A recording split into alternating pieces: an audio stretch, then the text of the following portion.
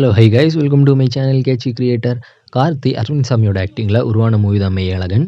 இந்த மூவியை 96 டைரக்ட் பண்ண பிரேம்குமார் தான் டைரக்ட் பண்ணியிருக்காரு. ராஜ் கிரண் ஸ்ரீதிவ்யான்னு பெரிய ஸ்டார் கேஸ்டும் நடிச்சிருக்காங்க. இந்த மூவி வந்து போன செப்டம்பர் 27 வந்து தமிழ் அண்ட் தெலுங்கு லாங்குவேஜில் மட்டும் வேர்ல்டு வைடாக தியேட்டர்கள் ரிலீஸ் பண்ணியிருந்தாங்க. ரிலீஸ் ஆகி ஆடியன்ஸ் கிட்ட ஒரு நல்ல ரெஸ்பான்ஸ் கிடச்சிருக்கு. பாக்ஸ் ஆஃபீஸ்லையும் இப்போ நல்லா பர்ஃபார்ம் பண்ணிகிட்டு இருக்கு. ஆனால் இந்த மூவியோட ஒரு நெகட்டிவிட்டி என்னென்னா, இந்த மூவி மட்டுமே 3 ஹவர்ஸ் இருக்குது. இப்போ என்னென்னா இதை 2 ஹவர்ஸ் 38 மினிட்ஸ் ஆட்டு ரன் டைமை குறைச்சிருக்காங்க.